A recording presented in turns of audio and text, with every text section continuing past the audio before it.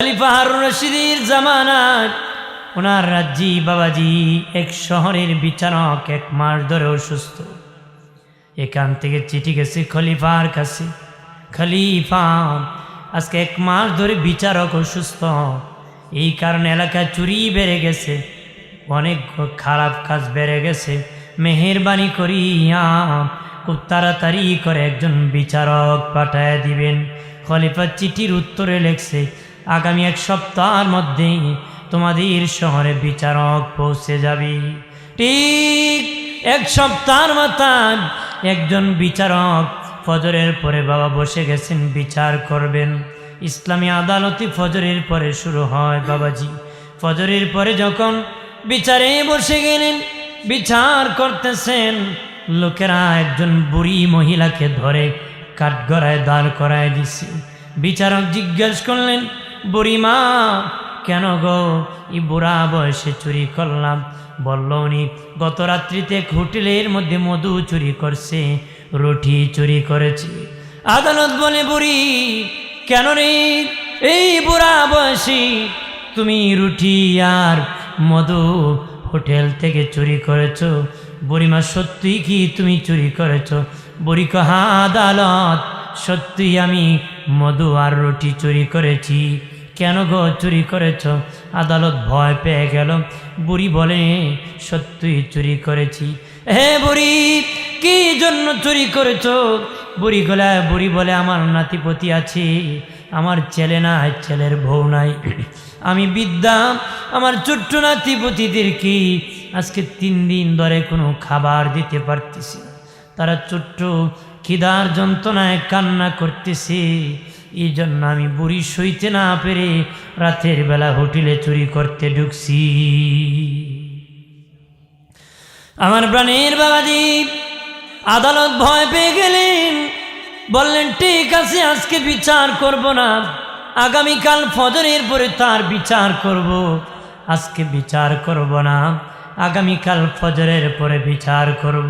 তবে জানিয়ে না করি এই শহরের যারা বড় বড় ধনী আছে তাদের খুব বিচারে দাঁড় করাতে হবে কাঠগড়ায়। পুলিশ প্রধানকে বলবা আসার জন্য, নগর প্রধানকে আসার জন্য বলবারে, আগামীকাল ফজরের পরে মহিলার বিচার হবে। বিচারে আবার যখন পরের দিন ফজরের পরে বসে গেলেন বাবাজি, আদালত বললেন বুড়ি চুরি করার অপরাধী, তার হাত কেটে দিতে হয়, কিন্তু বয়স বিবেচনার কারণে তাকে মওকুফ করে দেওয়া হলো। তাকে 100টা বেত নির্ধারণ করা হলো, 100টা বেত নির্ধারণ করা হলো।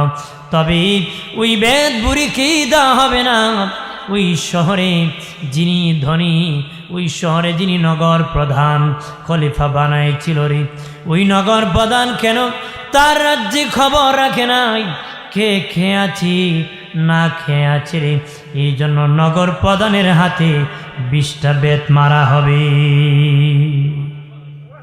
আরো জোরে কর না, জোরে। কোন প্রধান? নগর প্রধান কি? এরপরে বললেন পুলিশ প্রধান, ও পুলিশ প্রধান, তুমি যদি এই শহরে ভালো করে নিরাপত্তা দিতা, পাহারা দিতা, তোমার দায়িত্ব সঠিকভাবে পালন করতা, তাহলে ওই বুড়ি হোটেলে চুরি করার সাহস পেত না। ও পুলিশ প্রধান, তোমার হাতে 20টা বেত মারা হবে। কয়টা হইল? কয়টা? এরপরে বললেন, তারপরে খলিফা ওই বিচারক বলে ওই নগর প্রধানকে খলিফা নিযুক্ত করেছে, ওই নগর প্রধানকে খলিফা হারুন রশিদ নিযুক্ত করেছে। এটা খলিফার ব্যর্থতা, অযোগ্য ব্যক্তিকে নগর প্রধান বানাইছে।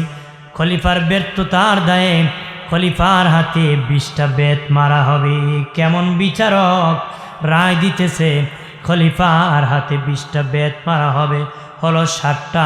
তারপরে বলেন এই নগরে অনেক ধনী আছে রে, ধনীরা তোমরা যদি তোমাদের শহরে গরিব কারা আছে খোঁজ খবর রাখতারে, এই গরিব রাজকে উপবাস থাকতো না, তোমরা পেট ভরে খাইছো, পিঠ ভরে ঘুমাইছো রে, গরিব মানুষের খবর রাখো নাই, এই জন্য ওই অপরাধীর কারণে বাকি 40টা বেদ যারা ধনী আছো তাদের হাতে মারা হবে। এই হলো বিচার, এই হলো কি বাবাজিরা। এই পুলিশ প্রধানকে মারা হলো, নগর প্রধানকে মারা হলো, ধনীদেরকে মারা হলো। এরপরে বাবাজি খলিফা হারুন রশিদের 20টা বেদ বাকি আছে, এটা কাকে মারবি? জেলা বাবাজি বিচারক যিনি বাবাজি উনি ডেকে বলেন, খলিফা আমাকে বিচারক হিসেবে নিযুক্ত করেছেন, তোমরা খলিফার কে যে বেত মারবা সেই বেতটা আমি বিচারকের হাতে মেরে দাও। আস্তে দিবা না, জুড়ে জুড়ে মেরে দিবারে। এমন জুড়ে মেরেছি বাবা, হাত পেটে কেটে কেটে রক্ত বের হতেছে। জরিমানা করেছে ওই বিচারক, ওই বাবা পুলিশ প্রধান কি নগর প্রধান কি বাবাজি ধনীদেরকে, শহরের ধনীদেরকে জরিমানা করিয়া হোটেলের মালিককে দিয়েছেন, বাকিটা বাবা ওই মহিলাকে দিয়েছেন। দিয়ে বলেছেন তোমার ওই খাবার শেষ হওয়ার পরে খলিফার দরবারে যেও, খলিফা তোমার জন্য খাবারের ব্যবস্থা করবি। জোরে কন্যা। আমরা যদি খবর রাখতাম এই সমাজে চুর হইতো। আমরা যেখানে সংখ্যাগরিষ্ঠ মুসলমানের দেশ, অথচ মসজিদে জুতা চুরি হয়, কথা শান্তিটা কোথায় হবে? মুসলমানের মাল মুসলমানের কাছে আমানত, অথচ কেসি গেট লাগেও মুসলমান তার ঘরের মাল রাখতে পারে না। আজকে আমানতদারি নাই, মুনাফিকি কিয়ামতের আলামত। কতক্ষণ ঠিক কিনা? থাকলে আজকে নিরাপত্তা হতো। কতক্ষণ ঠিক কিনা? আমার প্রাণে দুস্থ বুজুর্গরানি, 1 মাস পরে মহিলা খলিফার দরবারে রওনা হয়েছি। খলিফার দরবারে যখন হাজির হয়েছি, দেখে বাবা খলিফার চেয়ারে যিনি বসে আছেন উনি সেদিন ওই শহরে বিচার করেছিলেন। খলিফার চেয়ারে বসে আছেন যিনি, উনি সেদিন বিচার করেছিলেন। আসিয়া জোড়হাত ধরে মহিলাকে বলে, মহিলা ক্ষমা করে দাও, আমি সেদিন যেদিন বিচার করেছিলাম তোমাদের বিচার রায় দিয়েছিলাম, আমি সেই বিচারক, আমি খলিফা হারুন রশিদ সেদিন বিচারক হিসাবে সেখানে বিচার করেছিলাম। এই দেখো আমার হাতে সেদিনের 20টা বেতের বাড়ির দাগ এখনো লেগে আছে। জোড়হাত ধরে কয়, মহিলা 3 দিন নাতি পুথি নিয়ে খাও নাই, কত কষ্ট করেছ, অন্যায় করেছি, আমি খলিফা হয়ে খবর রাখি নাই, আমাকে মাফ করে দিবা। কিয়ামতের দিন আল্লাহর আদালতে আমার বিপক্ষে মামলা দিবা না রে, আমার বিপক্ষে মামলা দিবা না। আমি হারুন রশিদ আমার আল্লাহর আদালতে জবাব দিতে পারবো না রে, ক্ষমা করে দিন। একজন খলিফা হয়ে যদি এরকম বিচার করতে পারেন বাবাজি, নিজের হাতের বেত নিজের রায় দিয়ে যদি হাতে নিতে পারো প্রাণের বাবাজি, খেয়াল করো ভালো করিয়া। আমরা তো শিবিরের জাতি, আমরা কেন অন্যায়ভাবে বিচার করব? ন্যায় বিচার প্রতিষ্ঠিত করব, এটা ইমানদারের কাজ। অন্যায় বিচার করা মুনাফিকের কাজ। কথা বলেন না? মুনাফিকের আলামত 3টা। কথা বললে মিথ্যা বলি, ওয়াদা করলে খেলাপ করে। কথা বলেন ঠিক কিনা? ওয়াদা করলে খেলাপ করলে করে বাবাজি, মা আল্লাহকে খেয়ানত করে। কথা বলা আমানতের খেয়ানত করে, কথা বললে মিথ্যা বলে, ওয়াদা করে খেলাপ করে। ইমাম মুসলিম 2টা বারে কয়, যদিও নামাজ পড়ে রোজা রাখে তারপরও মুনাফিক। তারপরও কি? যদিও নামাজ পড়ে রোজা রাখে তারপরও। ভাইরা আমার খেয়াল করেন ভালো করে। এরপরে নবী বলেন, কিয়ামতের আগে রক্তের মূল্য কমে যাবে রে। রক্তের মূল্য কেমন ভাবে কমে গেছে মানুষ নিজের আপন ভাইকে ভাই মনে করে না রে, দূরের লোককে আপন লোক মনে করে। নিজের বাবাকে বাবা মনে করে না, অন্য লোককে বড় বাবা মনে করে। বাবাজি নিজের লোককে পরের লোক মনে করে। রক্তের বন্ধন ভেঙে গেছে, রক্তের মূল্য কমে গেছে। কেমন কমে গেছে? মুরগির বাচ্চা জবাই করতে মায়া লাগে, কিন্তু মানুষ মানুষকে খুন করতে মায়া করে না রে। রক্তের মুরগির বাচ্চা জবাই করতে, একটা গরু জবাই করতে, ছাগল জবাই করতে মায়া হয়, আদর করে কান্না করে, কিন্তু মানুষ মানুষকে মারে, একটু মায়া দয়া নাই। আছে কি না? মায়া আছে? মায়া নাই, খুন করে ফেলে। বাবা হইয়া ছেলেকে মারে, ছেলে হইয়া বাবাকে খুন করে রে। মেয়ে মা হইয়া আপন মা মেয়েকে বালিশ চাপা দিয়ে মেরে ফেলেছি। ঢাকায় বাবা এমনও ঘটনা ঘটেছে, মা পরকিয়া করে বাবা বিদেশে তাকে মেয়ে দেখে ফেলেছে। বাবার কাছে খবর পাস করে দিবে বলে মা মেয়েকে রাতের বেলা মুখে বালিশ চাপা দিয়ে মেরে ফেলেছে। এমন বাবা রক্তের বন্ধন, রক্তের মূল্য এমনভাবে কমে গেছে। কেমন কমেছে রে?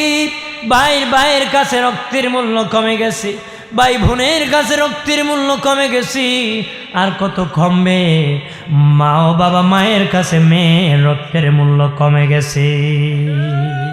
সাল্লাল্লাহু আলা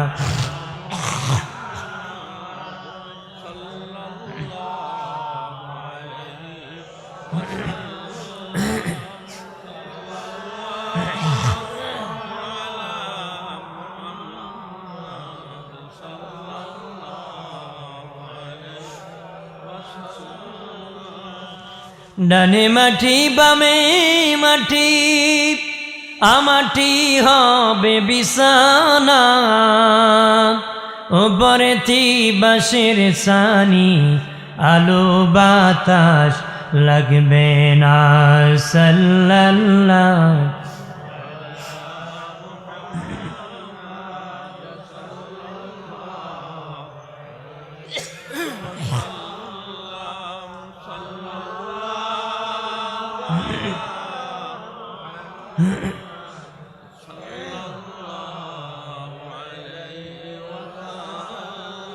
আমার বানের বাবাজি কেমন কমেছে? নিজের লোককে পরের লোক মনে করে রে, পরের লোকরে নিজের লোক মনে করে। কথা বলেন না? নবীজি বলেছেন, এই আমার উম্মতেরা, তোমরা তোমাদের নিজেদের লোকেদের সাথে বন্ধুত্ব করো, আত্মীয়র সাথে ভালো সম্পর্ক রাখো। তোমরা নিজের লোকের সাথে সম্পর্ক ভালো করে লাগাও। নবী বলেন, যারা নিজের লোককে পরের লোক মনে করে, পরের লোককে নিজের লোক করে, তার নিজের পতন নিজে ডাকিয়ে আনে কি না? বাড়ির কারোর সাথে সম্পর্ক ভালো না, বলেন বাজারে গেলে পাবলিক পিটাইতে পছন্দ করবো না? পছন্দ করবো। এর কেউ আশার নাই, ও আশার কেউ নাই, এই জন্য তার অধঃপতন। তার কি যদি তার আত্মীয়র সাথে ভালো সম্পর্ক থাকে, তাহলে মানুষ ভয় পাবে, ওকে টাচ করলে তার ফ্যামিলি সব চলে আসবে। এই জন্য আমার দ্বীনের নবী বলেছেন, এই আমার উম্মতেরা, আমি বন্ধুত্ব করেছি আবু বকরের সাথে, ওমরের সাথে, উসমানের সাথে, আলীর সাথে। জেনে নাও, আবু বকর আমার শ্বশুর, আমি আমার শ্বশুরের সাথে বন্ধুত্ব করছি। আমি আমার জামাতার সাথে বন্ধুত্ব করেছি। আলী আমার জামাতা, আমি আমার জামাতার সাথে বন্ধুত্ব করছি। আমরা কি বন্ধুত্ব হয়নি? বন্ধুত্ব করলে তো একসাথে যে বিড়ি না কাকের বন্ধু, কথা করা। আমরা কিলো বন্ধু তারে কয় যারে কান্দে নিয়ে একসাথে লুঙ্গি নিয়ে ঘুরতে পারে, ঠিক কিনা? মানুষ মনে করে এটার নাম বন্ধুত্ব। বন্ধুত্ব হবে একজন আরেকজনের হাতে ধরে জান্নাতে যাও, ঠিক কিনা বলে? ভাইরা আমার খেয়াল করি, ভালো করে, আমাদের দেশে জামাই শ্বশুরের মিল নাই। শ্বশুর কয় গুন্ডার কাছে বিয়ে দিয়ে মরছি, জামাই কই দিয়ে আসতেছে বুড়া শয়তান, তার কারণে সব শান্তি।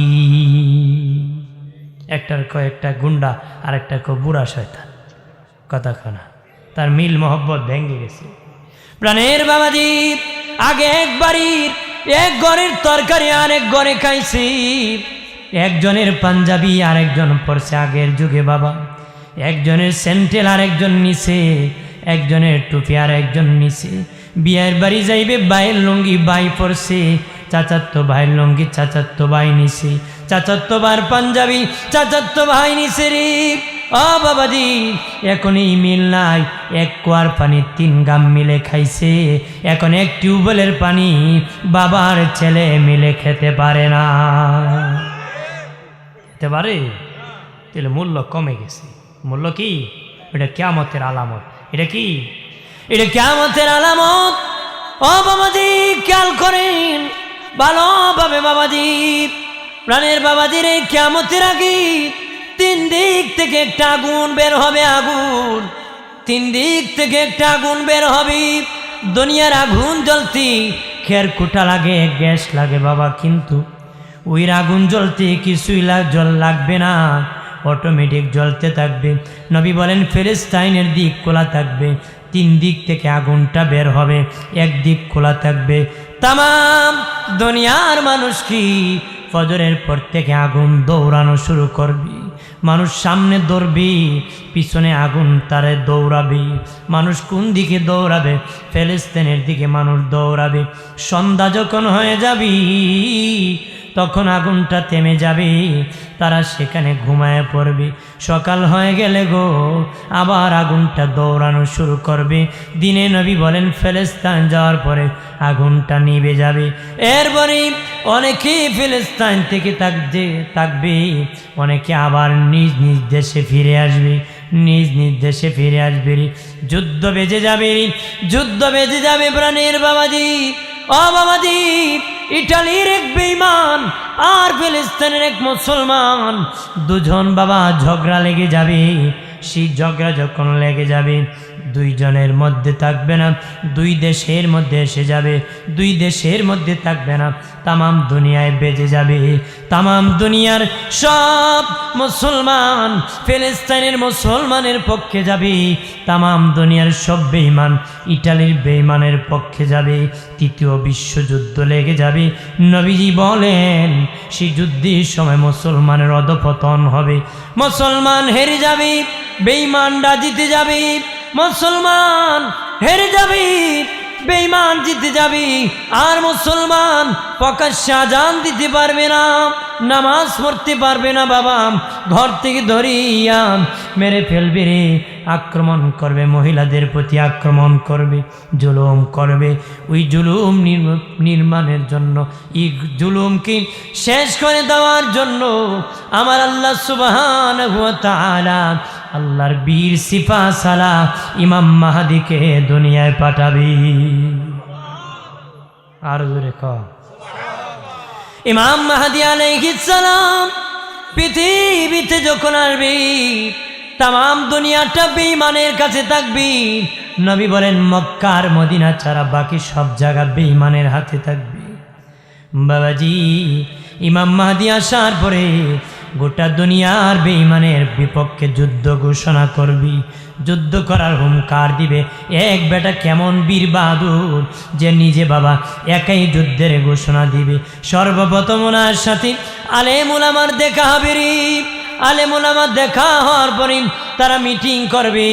অনেক লম্বা ঘটনা শর্ট করতেছি, তখন পরামর্শ হবে কিভাবে রক্ষা করা যায়। হযরত ইমাম মাহদি আলাইহিস সালাম সব আলেমদেরকে যুদ্ধের ট্রেনিং দিবেন। বাবাজি যুদ্ধ করবেন 4 দিন গোটা বেঈমানের বিপক্ষে। দিনের নবী বলেন প্রথম দিন যুদ্ধে যখন যাবেন তখন ইমাম মাহদির সেনাপতি বেঈমানের হুঙ্কারে ময়দান থেকে ভাগিয়া চলে যাবে, ভাগিয়া চলে যাবে, পিছন দিক থেকে বেগে চলে যাবে। আমার দিনের নবী বলেন ইমাম মাহদিকে যুদ্ধে রাখিয়া যারা পলায়া চলে আসবি তাদের তওবা আমার আল্লাহ জীবনও কোনো দিন কবুল করবে না রে। তাদের তওবা কি কবুল করবেন? এরপরে দ্বিতীয় দিন আবার জিহাদে যাবেন বাবাজি, যুদ্ধ করে খুব কম সংখ্যক সেনাপতি নিয়ে ফিরবেন। তৃতীয় দিন আবার যুদ্ধ যাবেন, কয়েকজন সেনাপতি নিয়ে আসবেন, বাকিরা শহীদ হয়ে যাবে। নবী বলেন দ্বিতীয় দিন, তৃতীয় দিন যারা আমার ইমাম মাহাদির সাথে যুদ্ধ করে শহীদ হয়ে যাবে রে, তাদেরকে আমার আল্লাহ হাসরের মাঠে বদর উহুদের শহীদের মর্যাদা দিয়ে জান্নাতের মেহমান বানাবে। আর জোরে কর। আল্লাহ যদি আমাদেরকে ইমাম মাহাদির যুগে পৌঁছায়, তার সেনাপতি, তার সাথে যোদ্ধা যেন আমাদেরকে কবুল করে। কোন আমিন। রাজি আছে? কে কে রাজি? হাত ওঠা। রাজি তো? হ্যাঁ, ইনশাআল্লাহ। হাত নামা। না লাগিয়ে গেলে আমি নাই, কথা কয় না। লাগলে কি জুতা ফালায় যে ভাই জুতা নিবেন না, আরেকজন কিনে ফেলবো, ইজুরের দরকার। মানুষ কয় সালা কুইলুক যে খাওয়ানোর আগে মাইরের ফিসে, মাইরের কি মাইর লাগলে কয় আইতা সি রে, আয় আর জায়ের ভিতরে মার্ডার 3টে হয়ে গেছে, কথা হয় না। আর খাওয়ানোর আগে ওরা কি চালাক, আমরা এমন চালাক হব নাকি? হ্যাঁ, আমরা জান্নাতে যেতে চাই, ইমাম মাহাদির যুদ্ধ সাথী সহযোগী হতে চাই কি না? আমার বানের বাবাজি ৪র্থ দিন জিহাদ করবেন। বাবাজি ওনার সাথে সৈন্য নাই, বাহিনী নাই, কয়েকজন রিপ। তখন আল্লাহর বীর সিপাহ সালাহ ইমাম মাহাদি তামাম দুনিয়ার মুসলমানকে ডাকবেন। উনি বলবেন দুনিয়ার মুসলমান রে, আর যুদ্ধ লাগবে, অস্ত্র লাগবে না, আর ট্রেনিং লাগবে না। যার কাছে যে অস্ত্র আছে ঝাঁপিয়া পড়ো, হোক আলেম হোক সাধারণ মানুষ, তামাম দুনিয়ার সব মুসলিমরা দেশীয় অস্ত্র নিয়ে জিহাদের মাঠে ঝাঁপিয়া পড়ে যাবে। আর ৪র্থ দিন সকাল থেকে যুদ্ধ শুরু হবে। আসর আর মাগরিবের মাঝামাঝি মুসলমানের বিজয়ের ঘোষণা হয়ে যাবে। মুসলমানের বিজয়ের আন্তর্জাতিকভাবে ঘোষণা হয়ে যাবে। তামাম দুনিয়ার মুসলমান বিজয়ের মিছিল করবে। আমার বানের বাবাজি, ও যুবকেরা, তরুণেরা খেয়াল করুরি, ইমাম মাহাদির যুগ চলতেছি। দাজ্জাল কাজ্জাব মিথ্যাবাদীর আবির্ভাব হবে। নবী বলেন দাজ্জালের আবির্ভাব হবে। দাজ্জালের এক চোখ থাকবে অন্ধ, আর এক চোখ থাকবে টেরা। বাবাজি তার চুলগুলা কুকরি হবে রে। বাবাজি দাজ্জাল ভয়ঙ্কর হবে। দাজ্জালের সাথে দুজন ফেরেশতা থাকবে। দাজ্জাল নিজে খোদা দাবি করবে। যখন বলবে আমি খোদা, নবী বলেন দাজ্জাল আসার 4 বছর আগ থেকে বৃষ্টি কমে যাবে, ফসল কমে যাবে, 3 বছর আগে আরো কমে যাবে, 2 বছর আগে আরো কমে যাবে, আগের বছর আরো কমে যাবে, যে বছর আসবে একদম বন্ধ হয়ে যাবে। আসমান থেকে আর বৃষ্টি হবে না রে, জমিনে আর ফসল হবে না। মানুষ বাবাজি, নবী বলেন ঘরে টাকা থাকবে ঠিক, বাজারে চাল পাবে না, ডাল পাবে না, বাবাজি গম পাবে না, জব পাবে না, কিনার খাওয়ার মতন কিছু পাবে না, বাজারে খাওয়ার মতন কিছু থাকবে না। কিন্তু টাকা মানুষের কাছে থাকবে ঠিক, পানি পাবে না, যেহেতু আসমান থেকে বৃষ্টি হবে না রে। ঠিক ওই সময় দাজ্জাল বেঈমান, নবী বলেন এক হাতে রুটির পাহাড় আর এক হাতে ঠান্ডা পানি নিয়ে দুনিয়ার মধ্যে আবির্ভাব হবে। এক হাতে রুটির পাহাড়, আরেক দিকে ঠান্ডা পানি। বলবে আমারে খোদা মেনে নাও, আমি তোর রুটির ব্যবস্থা করব, আমি তোর ঠান্ডা পানির ব্যবস্থা করব, আমি তোর রব, আমি তোর সব ব্যবস্থা করব রে। প্রাণের বাবাজি, যারা মুনাফিক মার্কা মুসলমান ছিল, তারা দলে দলে রুটি খাবে আর পানি খেয়ে খেয়ে তারে খোদা মেনে নেবে। কিন্তু পাক্কা ইমানদার কাউকে দাজ্জাল বেঈমান বানাতে পারবে না। কেমনে বানাতে পারবে না? এক ব্যক্তি কি বলবে দাজ্জাল আমি খোদা, সে বলবে তুই বেঈমান। আমার রব তিনি, যিনি আমার হায়াত আর মৌতের মালিক, তখন দাজ্জাল বাবা আমার আল্লাহ দাজ্জালকে 40 দিনের জন্য অলৌকিক ক্ষমতা দান করবি, অলৌকিক ক্ষমতা দান করবে। সে সাথে সাথে ওই লোকের রুহুটা কবজ করে ফেলবে, কবজ করিয়া মৃত বানায় দিবে, আবার রুহুটা দিয়ে জিন্দা করবি, জিন্দা করিয়া বলবি তুমি বলেছ তোমার হায়াত আর রিজিকে হায়াত আর মৌতের মালিক আল্লাহ, আমি তোমার মৌত দিয়েছি, আমি তোমার হায়াত দিয়েছি, তুমি আমাকে এখন খোদা মেনে নাও। ওই লোকের ইমান এত মজবুত, সে তখন বলবে এখন আরো শিওর হলাম তুই দে দাজ্জাল। আমার নবী বলে গিয়েছে এক লোকের জীবিতকে মৃত বানাবে আবার জীবিত বানাবে, সারা জীবনও যদি এইভাবে কাটাস আমি আমার আসমানের মালিককে ভুলে যেতে পারি না রে। আমরা তো 100 টাকা দিলে আল্লাহরে ভুলে যায়, কথা হয় না। 100 দিলে 5টা মিশা কথা কয়, 500 দিলে 100 মিশা কথা কয়, কথা হয় না। 1000 দিলে জীবনই দিলিব, 1000 দিলে কি জীবনই দিলিব। মাইল লাগলে ফলা আর জীবনের দাম বহুত আছে, তার লাগে আমি জীবন দিলাইতাম, কথা হয় না। এর আগে কি কইছে জীবনই। বাইরে আমার খেয়াল করেন ভালো করে, ওই দাজ্জাল বাহিনী ও বাবাজি নবী বলেন দাজ্জালের সাথে 2 জন ফেরেশতা থাকবে। একজন ফেরেশতা যখন দাজ্জাল বলবে আমি খোদা, একজন বলবে সে মিথ্যাবাদী বেঈমান। নবী বলেন ওই ফেরেশতার আওয়াজ মানুষ শুনবে না, কিন্তু একজন ফেরেশতা বলবে সত্যি তিনি খোদা, তার আওয়াজ মানুষ শুনবে রে, তার আওয়াজ মানুষ শুনবে। বড় ভয়ঙ্কর 40 দিন অলৌকিক ক্ষমতা আল্লাহ দান করবে।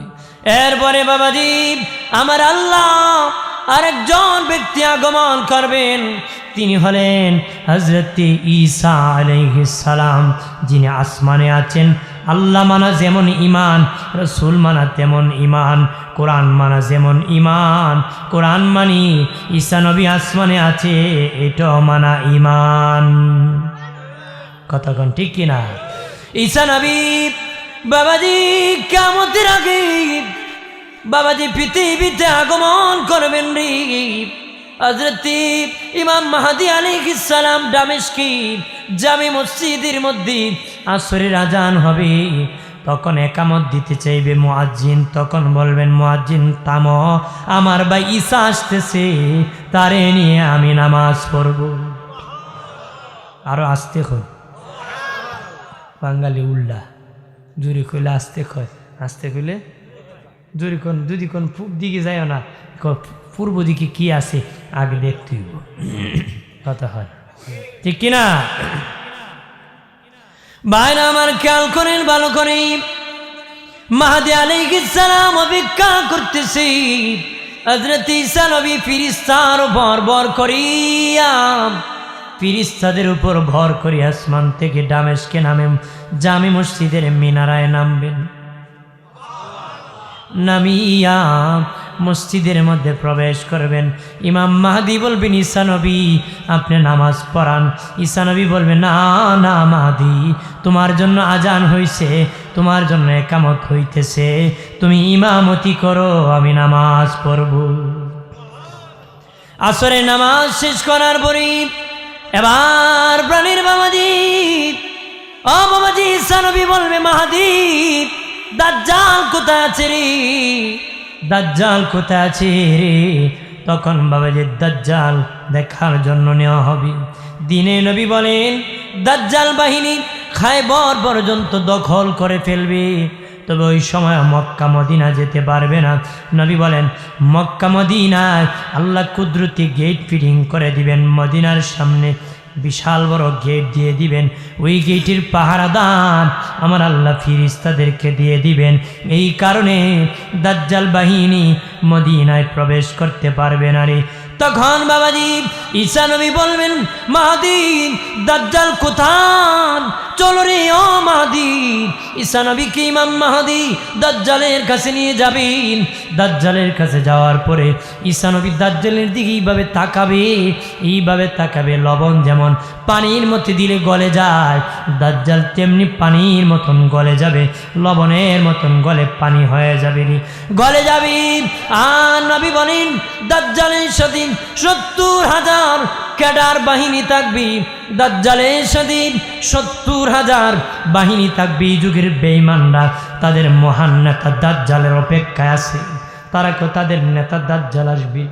বাবাজি, ওই দাজ্জালের সাথে ক্যাডার বাহিনী থাকবে। নবী বলেন, তাদের মাথার চুলের কাটিং এক একজনের এক এক রকম হবে। বর্তমান আধুনিক যুগের চুলের কাটিং এর সাথে ওই দাজ্জালের ক্যাডার বাহিনীর বড় মিল আছে। কি আছে? মিল আছে। দাজ্জালের ক্যাডার বাহিনীর চুলের ডিজাইন এক একটার এক এক রকম হবে। বর্তমান আধুনিক যে চার দেয়, উপরে উঁচা, নিচে কি নিচা। এই যুবক, ইতিহাস পড়ে দেখবা, আগের যুগের গোলামরা তোদের মতন চুল কাটত। কথা বলে না? আগের যুগের গোলাম যারা ছিল রে, তারা বাবাজি কেউ সমানভাবে চুল কাটতে পারতো না। যদি সমানভাবে চুল কাটতো, জরিমানা হতো, বিচার হতো। সব মনিবের দল সমানভাবে চুল কাটতো, আর সব গোলামের দল উপরে উঁচা থাকতো, নিচে কামায় ফেলতো। আমার দেশের যুবকরা আগের যুগের গোলামের সুরত ধরছে, বর্তমান যুগের বিজাতিদের গোলামি করতেছে। ভাইরা আমার, খেয়াল করেন, ভালো করে। দাজ্জাল বাহিনী, দাজ্জাল যখন পানি হয়ে যাবে, বাহিনী দৌড়াবি, দাজ্জালের ক্যাডার বাহিনী দৌড়াবে। কেউ আম গাছে উঠবে, কেউ জাম গাছে উঠবে, কেউ কাঁঠাল গাছে উঠবে, কেউ বাবা খেরকুটার নিচে লুকাবে, কেউ ঘরে দরজা বন্ধ করবে, কেউ গুহার নিচে ভয়েতে লুকায় যাবে। দিনে নবী বলেন, ওই সময় আম গাছের জবান খুলে যাবি, জাম গাছের জবান খুলে যাবি, আপেল গাছের জবান খুলে যাবি, পেয়ারা গাছের জবান খুলে যাবি, তাল গাছ, খাজুর গাছ, বট গাছের জবান খুলে যাবি। আম গাছ ডেকে বলবে, ঈসা নবী, আমার মধ্যে একটা মুনাফিক লুকাইছে, হেরে ধরো। চতুর্দিকে আসমান, কই যাইবা উসমান? পালানোর ক্ষমতা, ভাগার ক্ষমতা আছে? ভাইরা আমার, খেয়াল করেন, ভালো করে। গাছ গাছে কথা বলবি, গাছ বলে দিবে, আমার মধ্যে মুনাফিক লুকাইছে, নবী ধরেন। তাকে ধরা হবে, সাথে সাথে হত্যা করা হবে। আর বাবা, গুহার ভিতর যারা লুকাইছে, গুহার ভিতর থেকে আওয়াজ আসবে, আমার মধ্যে লুকাইছে, ধরেন। খেরকুটার ভিতরে নিচে যারা লুকাবি, খেরকুটা আওয়াজ দিবে, ধরো। বাবাজি, ঘরের দরজা যে বন্ধ করবি, ঘরের দরজা দেয়াল আওয়াজ করবে, তারে ধরো, শেষ করে দিবে। নবী বলেন, তবে একটা গাছ মুনাফিকের পক্ষে থাকবে, বাবলা গাছ মুনাফিকের পক্ষে থাকবে। তামাম দুনিয়ার সব গাছ মুসলমানের পক্ষে থাকবে, শুধু বাবলা গাছ মুসলমানের বিপক্ষে থাকবে। এটার মধ্যে মুনাফিক লুকাইলে কোনো খবর দিবে না রে, তাকে লুকায় রাখবে। নবী বলেছেন, ওই গাছ পেলে তোমরা আগুন দিয়ে পুড়ায় দিবা, জ্বালায় দিবা, এটা মুসলমানের দুশ্মন। ভাইরা আমার, খেয়াল করে, ভালো করে। রাজত্ব চলতেছে, আর কোনো মুনাফিক নাই, বেঈমান নাই, শুধু ইমানদার। আল্লাহু আকবার বলেন না? ইমানদার। আল্লাহ বলবেন, ঈসা, এবার আরেকটা বাহিনী ভয়ঙ্কর আসবে রে ঈসা, যাদের নাম ইয়াজুদ মাজুদ। ইয়াজুদ আর মাজুদ একদল বের হবে রে ঈসা, আমার বান্দা বান্দিকে তারা ধরে ধরে খেয়ে ফেলবে। ঈসারে, আমি আল্লাহ হুকুম করতেছি, আমার বান্দা বান্দিকে নিয়ে তুমি তুর পাহাড়ে অবস্থান করো, তুর পাহাড়ের মধ্যে অবস্থান করো। ঈসা নবী সব উম্মতে মুহাম্মদীকে নিয়ে বাবাদি তুর পাহাড়ে উঠে যাবেন। আমার আল্লাহ তুর পাহাড়ের চতুর্দিকে বাউন্ডারি দিবি, আর ইয়াজুদ মাজুদ পৃথিবীতে এসে যাবে রে। নবী বলেন, ইয়াজুদ মাজুদ কত বড় জানুনি? এক একজন খেজুর গাছের মতন, তাল গাছের মতন। তারা দেখতে ভয়ঙ্কর। নবী বলেন তাদের কান কত বড় হবে জানুনি? তাদের এক কান দিয়ে তুষক বানাবে, আর এক কান দিয়ে লেপ বানায় জমিনে ঘুমায় থাকবে। এত বড় ভয়ঙ্কর ইয়াজুজ মাজুজ। এটা এক একটা খেজুর গাছের মতন, তাল গাছের মতন। আর কানগুলা নবী বলেন এক কান দিয়ে তুষক বানাবো, আরেক কান দিয়ে লেপ বানাবো। এমন ভয়ঙ্কর। নবী বলেন যখন ইয়াজুজ মাজুজ প্রথম একদল পৃথিবীতে এসে যাবে, তারা বলবে শুনেছিলাম পৃথিবীতে মানুষ, এখন দেখে কোনো মানুষ নাই। বাবাজিরা রে, তখন তারা শত গাছ আছে বাবা, মূলার মতন উগড়ায়া তোলার মতন চিবায় চিবায় খেয়ে ফেলবে। আর একদল আসিয়া বলবে শুনেছিলাম পৃথিবীটা সবুজ, এখন দেখি কিছু নাই। খালে বেলে নদী নালাতে যত পানি ছিল বাবা, একটা টান দিয়ে সব খেয়ে ফেলবে। এরপরে ইয়াজুজ মাজুজের ঘাড়ের মধ্যে নবী বলেন একটা ঘা হয়ে যাবে, পছন ধরবে। এই পচনে তাদের জমিনে মরণ হয়ে যাবে, জমিনে মরণ হয়ে যাবে। আল্লাহ বলবেন এই ঈসা, আমার বান্দা বান্দি নিয়ে তুমি জমিনে আবার নেমে যাও। ঈসা নবী নেমে যাবেন, কিন্তু তারা মরে যাওয়ার লাশ থেকে পচা দুর্গন্ধ বের হবে। আল্লাহ কি ঈসা নবী বলবে মালিক আল্লাহ, কি জানি গো আল্লাহ, তাদের লাশ মরে পচে গলে দুর্গন্ধ বের হতেছে, এই জমিনে থাকার মতন উপযোগী নাই, কি করবো গো আল্লাহ? তখন আল্লাহ একদল পাখি পাঠাবেন, এক একজন পাখি এক একটা লাশ নিয়ে যাবে। নবী বলেন কোথায় দিয়ে ফেলে দিবে আল্লাহ ছাড়া কেউ জানে না। কই ফেলবে আল্লাহ ছাড়া কেউ জানে না। আল্লাহ ছাড়া কি? এরপরে বানের বাবাজি আমার আল্লাহ আসমান থেকে বৃষ্টি নাজিল করবে। আল্লাহু আকবার বলেন না। আসমান থেকে বৃষ্টি নাজিল করবে। আর বলেছিলাম দাজ্জাল আসার বছর থেকে ফসল বন্ধ হয়ে যাবে, মানে উর্বর ক্ষমতা কমে যাবে। আমার আল্লাহ তখন জমিনে উর্বর ক্ষমতা বাড়ায় দিবি, উর্বর ক্ষমতা বাড়ায় দিবে। পানি দিয়ে নদী নালা পুকুর পালা সমুদ্র ভরপুর করে দিবে। আর বাবা জমিনে আবার মানুষ হাল চাষ করবি, আবার ফসল রোপণ করবি। নবী বলেন জমিনে তখন উর্বর ক্ষমতা এত বেড়ে যাবে, এত বেড়ে যাবে, একটা গমের দানা এত বড় হবে। বেশি বল হওয়ার কারণে এই জমিনের মাটির পাওয়ার বেশি হওয়ার কারণে একটা গমের দানা কত বড় হবে জানুনি? নবী বলেন পাল্লায় ওজন দিলে ওই সময় একটা গমের দানা 5 কেজি ওজন হবে। নবীজি বলেন একটা আনার ফল অনেকজন মিলে খেতে পারবে। একটা আনার ফলের পাতা, ডালিম গাছের পাতা অনেকজন ছাতা হিসাবে ব্যবহার করতে পারবে। এত বড় পাতা হয়ে যাবে। দুস্থ বুজুর্গরারে এরপরে ঈসা নবী ইন্তেকাল করবেন, ইমাম মাহদীর বিদায় হবেন, আর অনেক ন্যায়পরায়ণ বাদশা আসবেন। জাহজা নামক একজন বাদশা সব শেষে আসবেন, উনি ন্যায়পরায়ণ থাকবেন। উনি ইন্তেকালের পরে আবার জালেম বাদশা এসে যাবে, আবার জুলুম শুরু হবে, আবার নির্যাতন শুরু হবে, আবার বাবাজি মুসলমানের প্রতি অত্যাচার আর জুলুম নির্যাতন এখনো হইতেছে, তারপরও হবে। কথা কয় না? মুসলমানের প্রতি জুলুম হয় কি না? অথচ তামাম দুনিয়াটা খাড়া আছে মুসলমানের। দুনিয়াটা খাড়া আছে কি? আপনার কোন জামাই যদি 8 ফিল হয়, বরযাত্রী 300 বিয়ে ফার যায়, গিয়া যদি কন্যার বাড়িতে গিয়া বলে বিয়াই সাহেব মেট্রিক ফিল জামাই আসবে না, আমরা 300 বিয়ে পাস যুবক আসছি, খাবার দেন। কন্যার বাবা খাওয়ান দিব? কথা খানা। আপনারা কন্যার বাড়িতে যাননি বরযাত্রী? যাইন বেশি করে খলারা ধরব। কথা খানা যাননি? যায়েন না। কন্যার বাড়িতে ইসলামের কোনো অনুষ্ঠান আপনি বরযাত্রী নিয়ে যাবেন, ইসলাম সাপোর্ট করে না। আপনার বাড়িতে অনুষ্ঠান, কার বাড়িতে? আমাদের দেশে এমন খলেরা, জামার বাড়ির কোনো অনুষ্ঠান নাই, অলিমা নাই, কন্যার বাড়ির সব বরযাত্রী। আমার সমাজ আছে, তুই বেটা একটা অসমাজ। কথা কয় না? পরার বাড়ি খাওয়ায়, এটার নাম সমাজ নাকি? হ্যাঁ, এই জুলুম করবেন না। করবেন? বরযাত্রী 300 লাগবো, 400 লাগবো, 500 লাগবে, ওইটা বেহায়া বেহায়া, ঠিক কিনা বলে? আমার বানের বাবাজি বিয়ের মধ্যে কত আয়োজন, ও বাবাজি লক্ষ লক্ষ টাকা খরচ করা হয় রে। বিয়ে বাড়িতে ঢোল বাজনা বাজানো হয়, গান বাজানো হয়, গীত গাওয়া হয়। গানি বেড়াকে গীত না গাইলে নাকি বিয়া হয় না। এটা হিন্দু সংস্কৃতি বাবা, মুসলমানের সংস্কৃতি নয় রে। মহিলারা গীত গায়, মহিলারা কি গায়নি? যেই ব্যক্তির টাকা আছে, যার টাকা আছে, তার ছেলের বিয়েতে, মেয়ের বিয়েতে বাবা নারী না চায়। অথচ হাজি সাহেব, যদি কোন হাজি সাহেব আপনার ছেলের বিয়েতে মহিলা না চাইলেন, আমি না, আমার নাতি না চাইছে।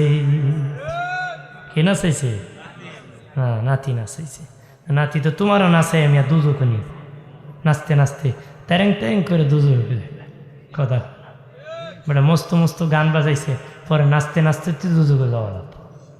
কথা না, রাগ করেন নাকি?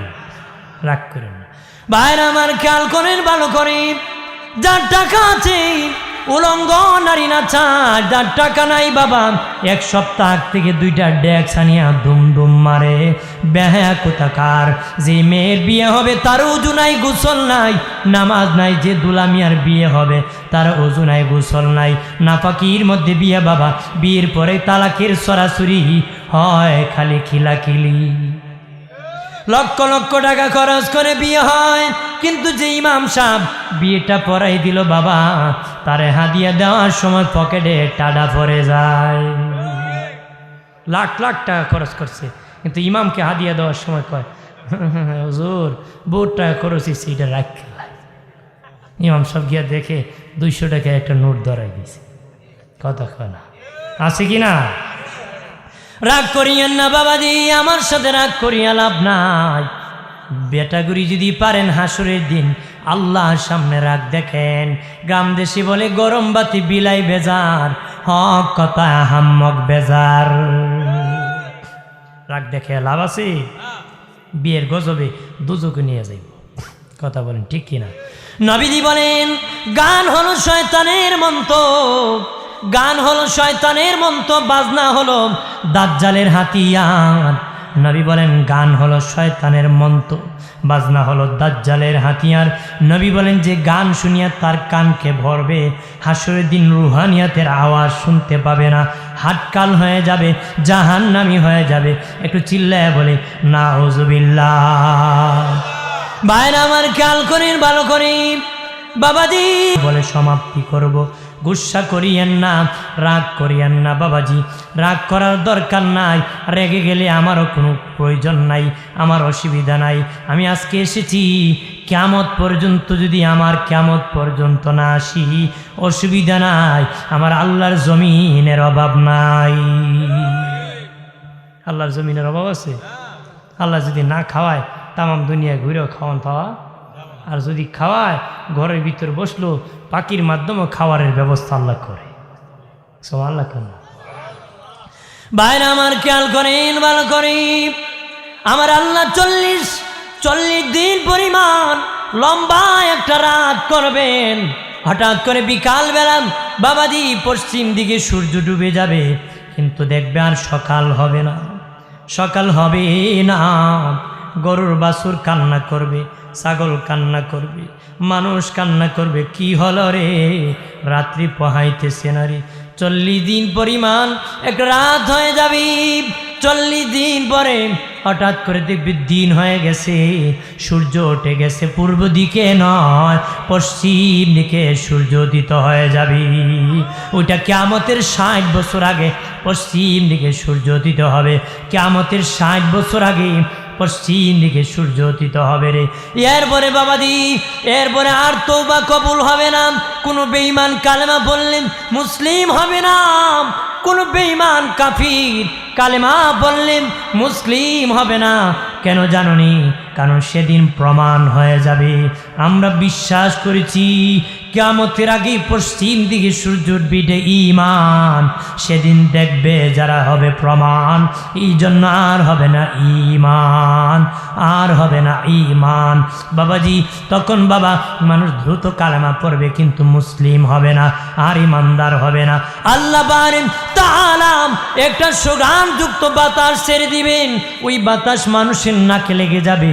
ইমানদারের নাকে যখন লেগে যাবে, ইমানদার মরে যাবে, ইমানদার মরে যাবে। আর ইমানদার থাকবে না, শুধু বেঈমান আর বেঈমান, শুধু কাফের আর কাফির। আল্লাহ বলবেন, এ ফেরেশতা, কোনো বেঈমানের জন্য পৃথিবী বানাই নাই, আমার ইমানদারের জন্য বানাইছি। আমি হুকুম করতেছি, ইসরাফিল তুমি বাঁশি বাজায় দাও, দুনিয়াটা আমি কিয়ামত করে ফেলবো। ওই কিয়ামত কেন? ইমানদার নাই। আগে কইছিলাম 300 বিয়ে পাস বরজাতি যদি গিয়া কয় দেখবেন নেটটি 8 ফিল জামাই আইতো না, খাওয়ান দো, খাওয়ান দিব, কথা কয় না, দিব নি, মায়েরও দিব, মায়ের দামও নিব, ঠিক না? কিন্তু 8 ফিল জামাই যদি দেয়, তারারও খাওয়াইব, বাড়ির কুত্তা বিলাইরও খাওয়াবো।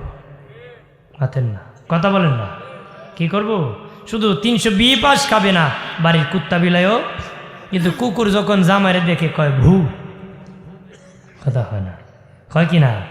কুকুর জামাইরে দেখলে আওয়াজ করে, ওই কুকুর কোনোদিন আওয়াজ করতো না রে, যদি জানতো ওই জামার কারণে খাইছে তাহলে আওয়াজ করতো না রে। আমার দেশের কুকুর যেমন জানে না, আমার দেশের বেঈমানও তেমন জানে না। কুকুর যেমন জানে না কার কারণে খাইছে, বেদিন কাফিররাও জানে না কার কারণে খাইছে। যদি জানতো মুসলমানকে মারতো না, মারতো? ইসরাফিল আলাইহিস সালাম সিংহায় ফু দিয়ে দিবি, ওনার বাঁশি ফু দিয়ে দিবি। ওনার সিংহা কত বড় জানুনি, ওনার বাঁশি কত বড় জানুনি। নবী বলেন, আমি যেদিন মেরাজে গিয়েছি, ইসরাফিলকে দেখলাম সিংহা মুখে নিয়ে দাঁড়িয়ে আছি। আমি প্রথম সালাম দিলাম, ইসরাফিল জবাব দেয় না। 2 বার দিলাম, জবাব দেয় না। 3 বার দিলাম, জবাব দেয় না। নবী কই, ইসরাফিল আমি বুঝতে পেরেছি তুমি আল্লাহর হুকুমের অপেক্ষা আছো। আল্লাহ কখন হুকুম করবে তুমি ফু দিয়া দুনিয়াটা ধ্বংস করে ফেলবা। তবে জেনে নাও ইসরাফিল, জানিয়া রাখো, বাড়িওয়ালা তার বাড়িতে মেহমান দাওয়াত দিয়ে বাড়ি ভাঙ্গার কথা বলে না রে। বাড়িওয়ালা বাড়িতে মেহমান দাওয়াত দি বাড়ি ভাঙ্গার কথা বলে না।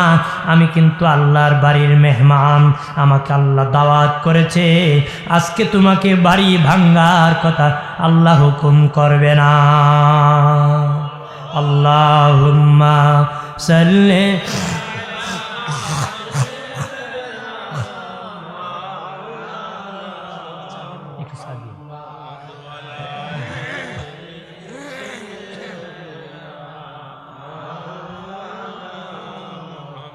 এ জীবনে যার দিল ভাইজান নবীর জন্য কাঁদে না, রোজা সরে ভাইজান তারা নবীজির দেখা পাবে না। আল্লাহ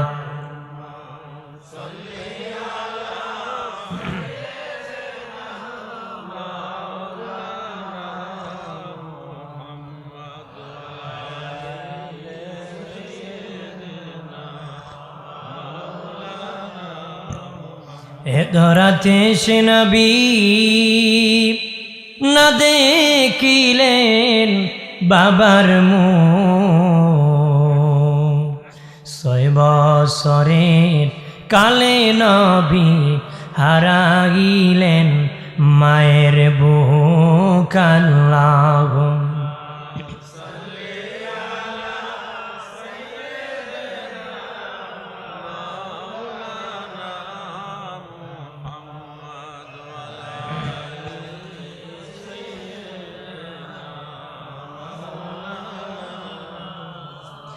আমার আল্লাহ বলবেন, ইসরাফিল বাঁশি বাজায় দাও। ইসরাফিলের সিংহা কত বড়, নবী বলেন আমি দেখে এসেছি ইসরাফিলের মুখে সিংহা লাগানো। সিংহা কত বড় জানুনি? নবী বলেন কারো হাতে যদি একটা টিকটিকি ডিম, হাড়ুরির ডিম রাখো, এটা যত ছোট তোমার হাতের তালুটা অনেক বড়, ডিমটা অনেক ছোট। নবী বলেন ইসরাফিলের সিংহার হাতি পৃথিবীটা টিকটিকি হারুলের ডিমের মতন, আর সিংহাটা হবে মানুষের হাতের তালুর মতন। এমন একটা সিংহা ফু দিলে শুধু কি বাংলাদেশ ধ্বংস হবে নাকি? তামাম দুনিয়া ধ্বংস হয়ে যাবে।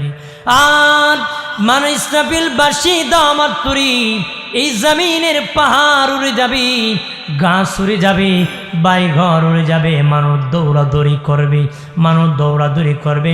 নবী বলেন কেউ আবার ব্যবসা করতে দোকানে গিয়েছে, দোকান খুলবে, সেখানে তার কিয়ামত হয়ে যাবে। কেউ হাল চাষ করতে জমিনে গিয়েছে, সেখানে তার কিয়ামত হয়ে যাবে। ব্যবসা বাণিজ্য করতে গিয়েছে অন্য দেশে, সেখানে কিয়ামত হয়ে যাবে রে। অনেকে অনেক কাজে কিয়ামত হয়ে যাবে। নবী বলেন তখন মানুষ দৌড়াতে লাগবে, কই যাব? অশান্তি করতেছে, কোথায় যাব? সবাই বলবে চলো নেতার বাড়ি যাই। দুনিয়ায় ঝামেলা হলে নেতার কাছে গেলে সমাধান পেতাম, দেখি নেতায় কি বলে। সবাই দৌড়াইয়া নেতার বাড়ি যাবি। নেতা বলবে হ্যাঁ আমিও তো সেই দিশেহারারই, দিশেহারা পাখির ন্যায় হয়ে যাবে। কোনো পাখি যদি বৃষ্টি বেজে যায় তেমনি বাবা জমিনে পড়ে, আবার ওঠে, আবার পড়ে, আবার উড়াল দেয়, আবার পড়ে যায়। ডানা ভিজে গেলে মানুষ এইভাবে দিশেহারা হয়ে যাবে। কি করব, কোথায় যাব, এইভাবে দিশেহারা হয়ে যাবে। সবাই মিলে মিটিং করে বলবে চলো আমরা মরুপ্রান্তরে যাই, খোলা মাঠে যাই, হাওরের মধ্যে যাব। সবাই হাওরের মধ্যে যাবে। নবী বলেন যখন জমায়েত হবে খোলা মাঠে, তখন চতুর্দিকে ভাগ ভাল্লুক দাঁড়াবে, বেড়া দুম্বা গরু ছাগল দাঁড়াবে, হাঁস মুরগ দাঁড়াবে, পাখিগুলা মাথার কাছে দাঁড়াবে, জিন জাতি এসে যাবে। আল্লাহ বলবেন আজরাইল তুমি তাদের রুহু কবজ করুরি। আজরাইল আসিয়া পাখির রুহু কবজ করবে, পশু পাখি বাবা ভেড়া দুম্বা সব কিছু রুহু কবজ করবে, জিন জাতির রুহু কবজ করবে, মানব জাতির রুহু কবজ করবে। করিয়া আল্লাহকে বলবে আল্লাহ, চিৎকার দিয়া বলেন আল্লাহ, আরো জবান খুলে বলি আল্লাহ। প্রাণের আল্লাহ রে কোথায় গেলে পাব তোমারে, প্রাণের মাওলা রে কেমনে ডাকলে পাব তোমারে। বন্দী হইলাম শয়তানের জালি, দিন কাটাইলাম হেলে দোলে। বন্দী হইলাম শয়তানের জালি, দিন কাটাইলাম হেলে দোলে। আমার জীবন মরণ দিলাম তোমারে, আমার জীব মরণ দিলাম তোমারে। প্রাণের লারি কোথায় গেলে পাব তোমারে, প্রাণের মাওলা রে কেমনে ডাকলে পাব তোমারে। চিৎকার দিয়া বলি আল্লাহু আকবার। আজরাইল ডেকে বলবে মালিক, ও মালিক, পৃথিবীতে আর কেহ নাই, তুমি আছো আর আমরা ফিরিস্তার দল আছি। আল্লাহ বলবেন আজরাইল, ইসরাফিল, মিকাইল, জিবরাইল, তুমি আজরাইল চারজন বাদে বাকি সবার রূহ কবজ করো। সব ফিরিস্তার রূহ কবজ করা হবে। আল্লাহ বলবেন তুমি বাদে বাকি তিনজনের রূহ কবজ করে ফেলো। হার জোরে কর। এবার আজরাইল বলবে আল্লাহ, ও মালিক, আর কেহ নাই, তুমি আর আমি আছি, এবার তুমি আর আমি। আল্লাহ বলবেন আজরাইল তোর এবার মরণের ফালা। আজরাইল তখন চিৎকার করে কান্না করবি, চোখের পানি ছাড়বে আর চিৎকার করে কান্নাকাটি করবি। আল্লাহ গো, আমি আগে যদি জানতাম পৃথিবীর কারোর রূহ আমি কবজ করতাম না। ও মালিক, আমি যদি আগে জানতাম আমার রূহ কবজ করা হবে, আমি বাবার সামনে ছেলের রূহ কবজ করতাম না, টানিয়া নিয়ে যেতাম না। মায়ের সামনে আদরের ছেলের রুহুটা আমি বের করে নিতাম না গো, বাবা ছেলের সামনে বাবার রুহুটা আমি বাহির করতাম না। আল্লাহ গো, রুহু কবজ করা অনেক কঠিন, যার রুহু কবজ হয় সে বড় কঠিন মোকাবেলা করতে হয়। ওগো আল্লাহ, আমি আগে জানলে কার রুহু কবজ করতাম। আল্লাহ বলে, তোমার রুহ কবজ করা হবে। এমনি আল্লাহ বলেন, আজিল তুমি মরে যাও, আল্লাহর হুকুমটা মরণ বনে যাবে, সাথে সাথে তার মরণ হয়ে যাবে। আল্লাহু আকবার কর। এরপরে প্রাণের বাবাজি, শুধু আল্লাহ আল্লাহ কিছু নাই, তবে 8টা জিনিস ধ্বংস হবে না। 8টা জিনিস: আরশ, কুরসি, লৌহ, কলম, জান্নাত, জাহান্নাম, ইসরাফিলের সিংহা, মানুষের রুহু। ওই 8টা জিনিসের ধ্বংস হবে না, লয় হবে না, কয় হবে না। প্রত্যেকটা মানুষের রুহু ইসরাফিলের সিংহার ভিতরে থাকবে। সিংহার ভিতরে প্রত্যেকের সিংহাসন থাকবে, আসন থাকবে। প্রত্যেকটা মানুষের রুহু ওই সিংহার ভিতরে থাকবে। যখন দ্বিতীয়বার ফু দিবে, ওই সিংহা থেকে রুহু বের হয়ে কবরে ঢুকে যাবে। নিজ নিজ কবর থেকে মানুষ জিন্দা হয়ে হাসরের মাঠে দাঁড়ায় যাবে। তবে এর আগে কিয়ামতি বাবা, আজরাইলের রুহু কবজের পরেই আমার আল্লাহ 40,000 বছর বৃষ্টি নাজিল করবে, আসমান থেকে বৃষ্টি নাজিল করবে। 1 বছর নয়, 2 বছর নয়, 40,000 বছর আমার আল্লাহ সুবহানাহু ওয়া তাআলা আসমান থেকে বৃষ্টি নাজিল করবে। বৃষ্টির দ্বারা তাম পৃথিবীটা সমতল করবে আল্লাহ। পাহাড়, পর্বত, নদী, নালা, সমুদ্র সবটা ভরাট করবে। পৃথিবীটাকে সমান করে হাসরের মাঠ বানাবে। ওই বৃষ্টি দ্বারা মানুষের দেহ গঠন করবে। আর সিংহাফু দিলি রুহ বের হয়ে আর কবরে ঢুকে যাবি, মানুষ জিন্দা হয়ে হাসরের মাঠে দাঁড়ায় যাবে। তবে ভয়ঙ্কর অবস্থা হবে।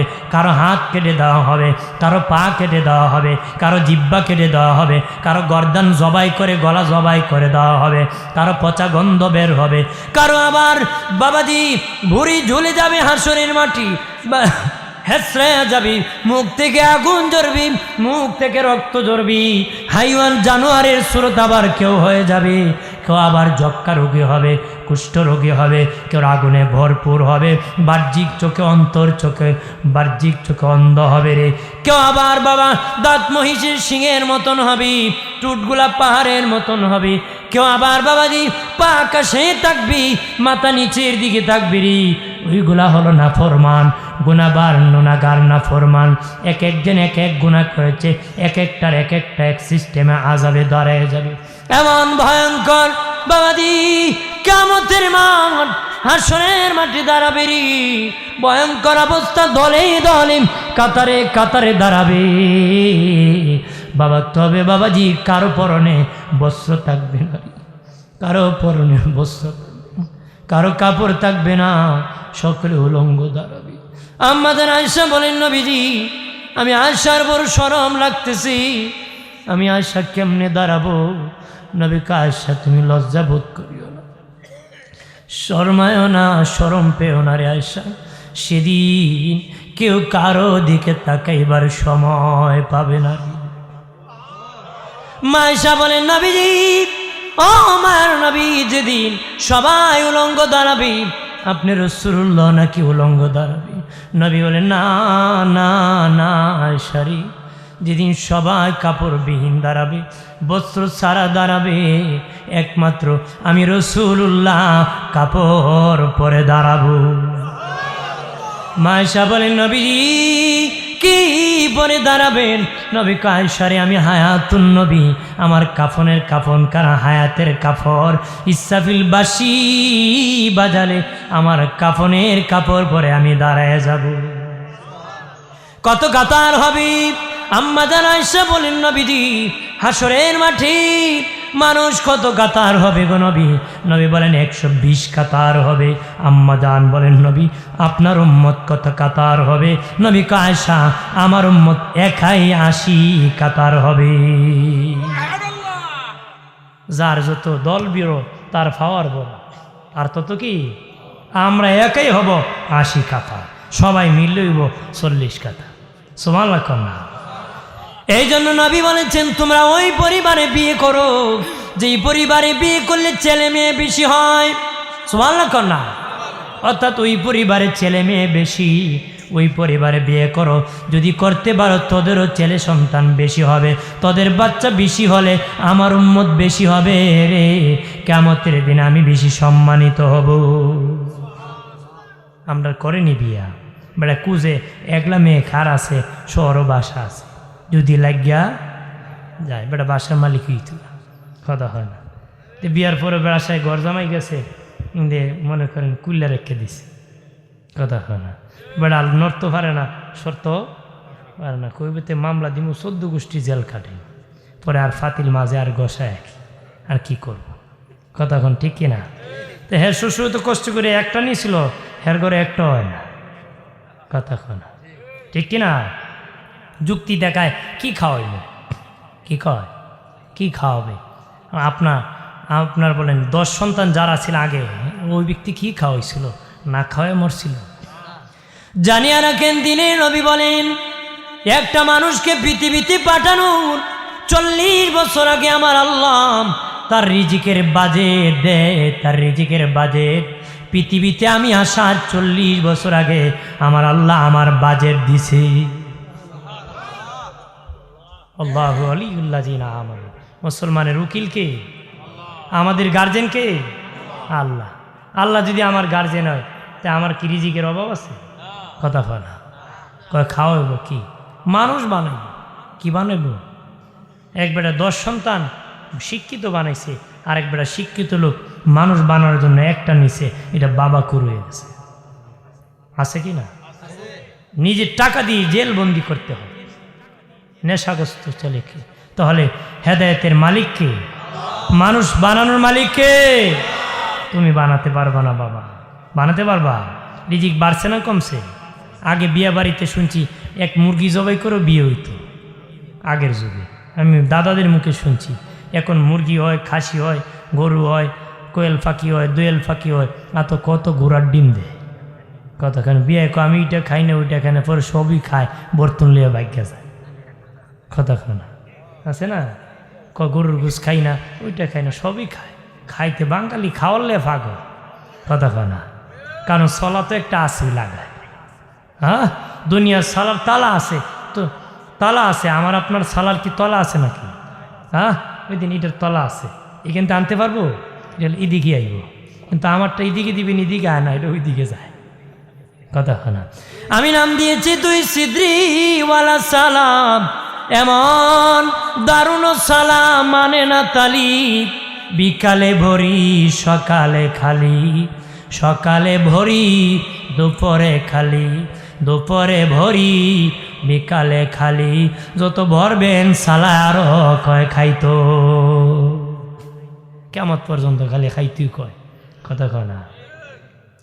বাইরে আমার খেয়াল করেন ভালো করে, আগে 1 জমিতে বাবা 5-6 মন ধান হতো, এখন 20-25 মন হয়।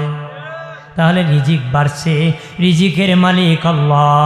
তবে জানিয়ে রাখেন হাসরের মাটি বহুরূপ মার্ডার কেসে পড়ে যাবে রে, মার্ডার কেসে পড়ে যাবে। আল্লাহ বলবেন তুমি কেন মার্ডার করছো, মানুষ খুন করছো? সে বলবে আল্লাহ আমার জীবনে কোনো ইঁদুরই মারি নাই, কোনো ব্যাঙ মারি নাই, কোনো পাখি মারি নাই, আমি মানুষ কখন মারলাম?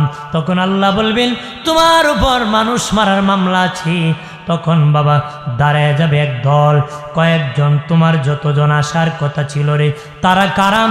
তারা বলবে আল্লাহ আমরা হলাম ওই লোকের সন্তান যারা আমার বাবা, আমি 2 জন বাকি ছিলাম জওয়ান, কিন্তু আমার বাবা আমাকে পৃথিবীতে যেতে যায় নাই, জন্ম নিয়ন্ত্রণ করেছে, করার কারণে আমি পৃথিবীতে যেতে পারি নাই, সূর্যের আলো দেখতে পারি নাই, আসমান দেখতে পারি নাই। আল্লাহ গো আমার কি অপরাধ ছিল গো, আমার বাবা দুনিয়া দেখতে দেয় নাই, তোমার গোলামি করতে দেয় নাই। আল্লাহ বললেন তুমি বাচ্চাদেরকে দুনিয়ায় যেতে বাধা দিয়েছো, মার্ডার করেছো, মার্ডার কেসের আসামি হয়ে গেছো, এবার তুমি জাহান্নামে যেতে হবে রে। পায়ে ধরে বলি বাবাজি, এই বাবাজি নবীর উম্মত কমানোর ধান্দা করবা না। রিজিকের মালিক আল্লাহ, আল্লাহ রিজিকের বাজেট দিয়ে দিবে রে, আমার আল্লাহ ব্যবস্থা করে দিবে। হাসরের মাঠে 80 কাতার আমরা হব, আমরাই হব ওই ময়দানের বীর বাহাদুর। আর জোরে খুশি না বেজা? সেদিন শেষ কথা এটা, এক দলের হিসাব সহজ হবে, এক দলের কঠিন হবে। এক দলের সহজ হবে কারা? নবী বলেন যাদের নেকি বেশি গুনাহ কম, নেকি বেশি গুনাহ কম, তাদের গুনাহটাকে আল্লাহ নেকির মূল্যে বিক্রি করব। শুনতে সুবহানাল্লাহ, আরো জোরে কর। মানে গুনারও আল্লাহ নেকি বানাইব। কেন? নেকি বেশি গুনাহ কম। 1 মণ চিনি যদি 3 মণ পানিতে ডালা হয়, ছাঁকনি দিয়া ছাঁকা হয়, বলেন 100 গ্রাম আবর্জনা বের হবে না? বের হবে না? 100 গ্রাম হলো তো বের হবে। 1 মণ চিনি যদি 3 মণ পানিতে ঢালা হয়, যে ছাঁকনি দিয়ে ছাঁকলে 100 গ্রাম হলো বের হবে, বের হবে না? এই 100 গ্রাম কেউ কিনে নেবেন? মাগনা দিলে নেবেন? কিন্তু যতক্ষণ চিনির সাথে মিশ্রিত ছিল, বাজারে চিনির মূল্যে বিক্রি হয়েছে না? চিনির সাথে মিশ্রিত ছিল, বাজারে চিনির মূল্যে বিক্রি হয়েছে। ঠিক কেন? অর্থাৎ চিনি বেশি ময়লা কম, চিনি বেশি ময়লা কম। ঠিক আমার আপনার নেকি যদি বেশি হয়, গুনাহ যদি কম হয়, হাসরের মাঠে এমনি আল্লাহ ওই গুনাহটাকে নেকির মূল্যে বিক্রি করবে। উনি বলছেন তাদের হিসাব সহজ, আর এক দলের কঠিন হইবে। তারা কারা? যাদের গুনাহ বেশি নেকি কম। নবী বলছেন আল্লাহ বলবেন বল কেন গুনাহ করছো? নবী বলেন আল্লাহ যদি বলে কেন গুনাহ করছো, ও জবাব দিতে পারবে না, জাহান্নামে যেতে হবে। কই যেতে হবে? হাসরের মাঠ ভয়াবহ হবে। আল্লাহ যেন আমাদের সকলকে কিয়ামতের ভয়াবহতা থেকে রক্ষা করে, বলেন আমিন। আর যখন আমিন।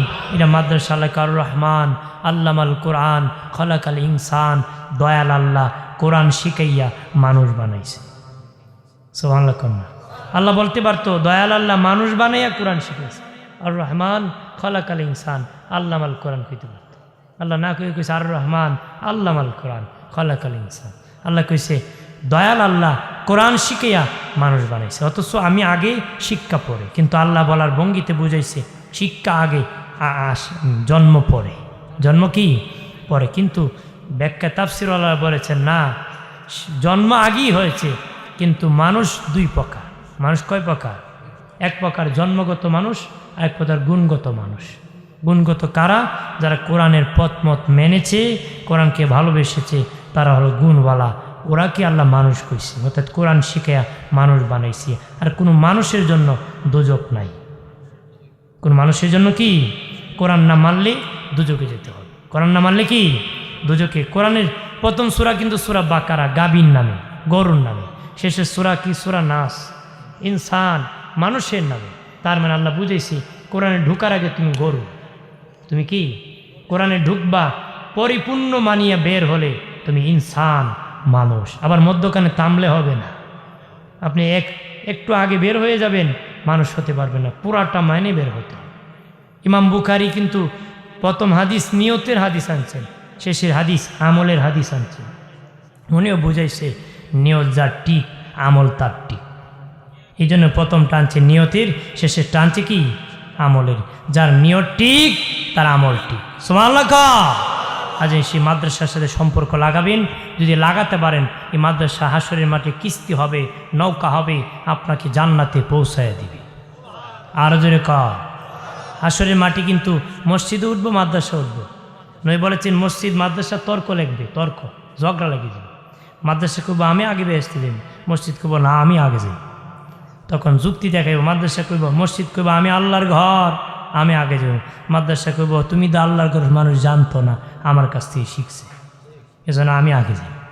সুবহানাল্লাহ। আল্লাহ বলবে এই ঝগড়া করিস না, তোদের দুনিয়ার প্যাসেঞ্জার ওঠা, কাদের সাথে তোদের সম্পর্ক ছিল ডাক দে। এইরকম মাদ্রাসা মসজিদ তাদের প্যাসেঞ্জার ডেকে ডেকে উঠাবে, কাবাগর ইঞ্জিন লেগে যাবে, টেনে টেনে জান্নাতে পৌঁছায় দিবে। আর জোরে সম্পর্ক লাগাবেন। কথাবার্তা কষ্ট পেলে ক্ষমা দৃষ্টি দেখবেন। আমার জন্য দোয়া করবেন। আমি মুসাফির, অনেক দূর থেকে আসছি সফর করে।